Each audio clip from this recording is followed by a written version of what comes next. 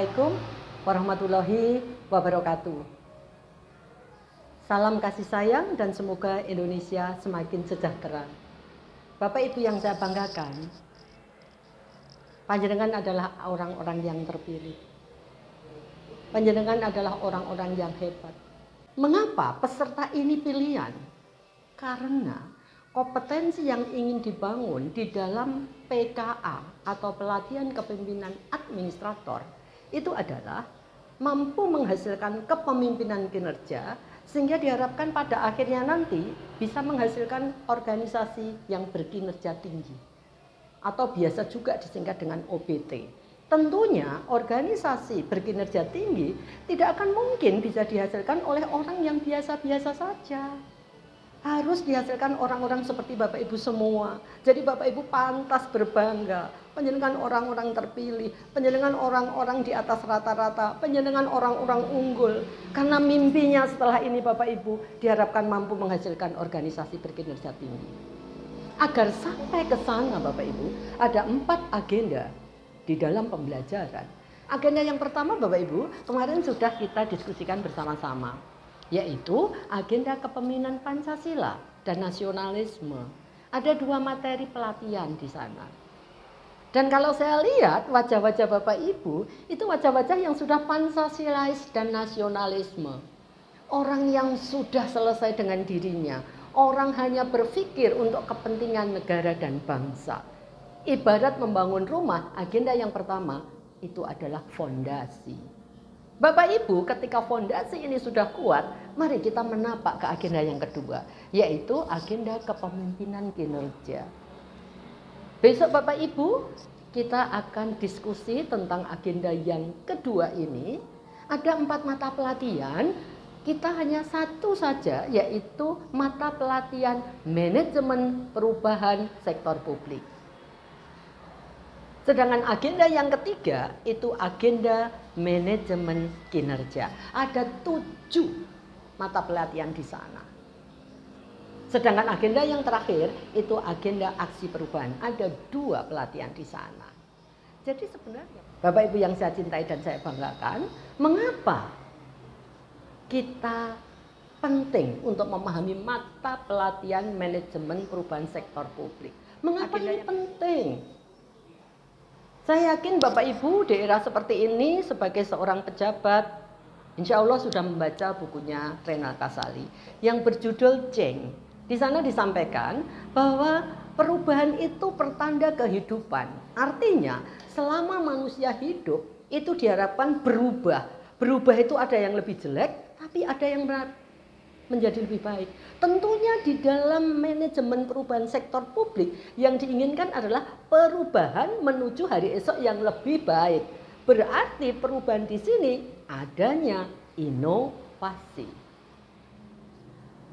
Ditambah lagi belum lama, kira-kira 3 tahun yang lalu, ada Permenpan nomor 38 tahun 2017 itu tentang kompetensi jabatan ASN. Ada 3 kompetensi di sana, salah satunya adalah kompetensi jabatan manajerial. Indikatornya ada 8 dan salah satu indikatornya adalah mengelola perubahan.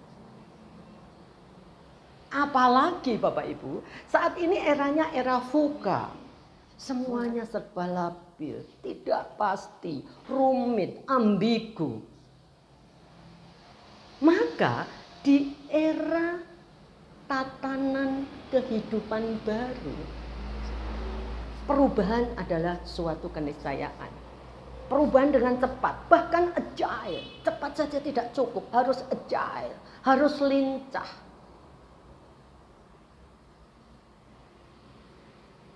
Dilanjutkan bahwa aksi perubahan yang Bapak Ibu buat di anggota 4 nanti itu diharapkan sebelumnya mampu mendiagnostik organisasi.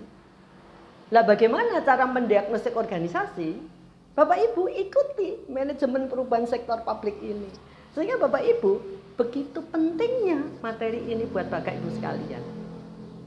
Oleh karena itu Bapak Ibu tidak rugi untuk bersama-sama nanti belajar bersama saya, mendiskusikan bersama saya tentang pentingnya manajemen perubahan sektor publik.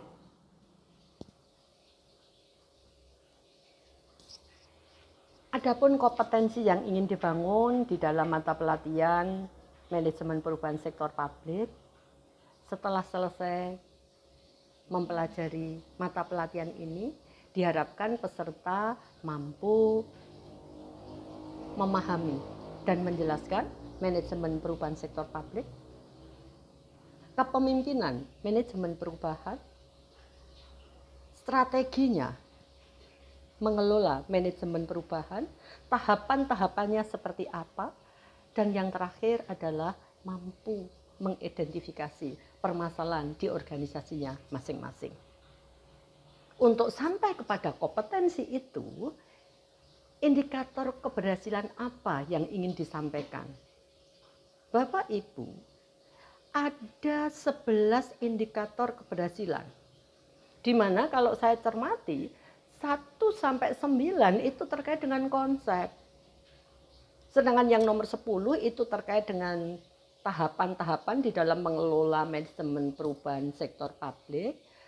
Sedangkan yang ke-11 itu bagaimana kita mulai mengidentifikasi permasalahan di organisasi kita masing-masing. Oleh karena itu, materi pokok yang diberikan apa saja? Tentunya ketika kita bicara materi pokok, itu yang mampu menjawab terkait dengan indikator keberhasilan tadi.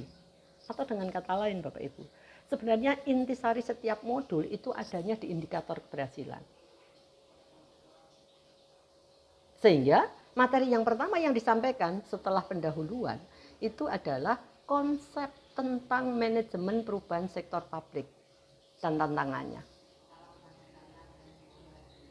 Mulai dari apa itu perubahan, apa itu inovasi, apa itu inovatif, tantangannya seperti apa itu manajemen perubahan sektor publik, manfaatnya apa, nilainya apa, lalu peran kepemimpinannya seperti apa, membangun budaya inovatifnya bagaimana, dan tentunya bagaimana mengelola resistensinya. Itu akan didiskusikan di materi konsep manajemen perubahan sektor publik dan tantangannya. Setelah konsep ini kita pahami Bapak Ibu, kita akan melangkah ke materi yang berikutnya. Bagaimana mengelola? Tahapan-tahapannya seperti apa? Tahapannya ada 4 di sana, mulai dari mendiagnostik, merencanakan, melaksanakan, dan mengevaluasi. Itu materi yang kedua. Materi yang berikutnya, kalau ini semua kita sudah memahami dan mampu menginternalisasikan, tibalah saatnya kita mempraktekkan bagaimana kita mengidentifikasi permasalahan yang ada di unit kerja kita masing-masing. Sehingga Bapak Ibu, ini diharapkan mampu menjawab keseluruhan indikator keberhasilan yang jumlahnya ada 11 tadi. Agar ini bisa efektif, proses pembelajaran ini bisa efektif, besok Bapak Ibu, waktu yang disediakan itu 9 JP, atau dikenal dengan istilah 3 sesi. Itu agar terkelola dengan baik, maka saya akan menggunakan metode 3P. 3 sesi, 3P. P yang pertama adalah present. Itu untuk sesi yang pertama. P yang kedua itu adalah practice. Itu untuk sesi yang kedua. Sedangkan P yang ketiga, produknya apa? Goal dari proses pembelajaran hari ini apa? Inilah di sesi yang ketiga. Sehingga Bapak Ibu, 3 sesi, 3P. Present, practice, product. Inilah sebenarnya intisari pembelajaran yang akan kita diskusikan besok. Sehingga Bapak Ibu ketika kita masuk di kelas itu diharapkan kita sudah siap belajar. Karena demikian Bapak Ibu yang bisa saya sampaikan sekilas tentang pembelajaran manajemen perubahan sektor publik. Semoga bermanfaat. Dan saya yakin banyak sikap dan kata-kata saya yang kurang berkenan. Dari hati yang paling dalam saya mohon maaf. Rumah tingkat berjajar di lembah yang cantik. Demikian deskripsi singkat tentang pembelajaran mata pelatihan manajemen perubahan sektor publik. Billahi taufik wal hidayah. Wassalamualaikum warahmatullahi wabarakatuh.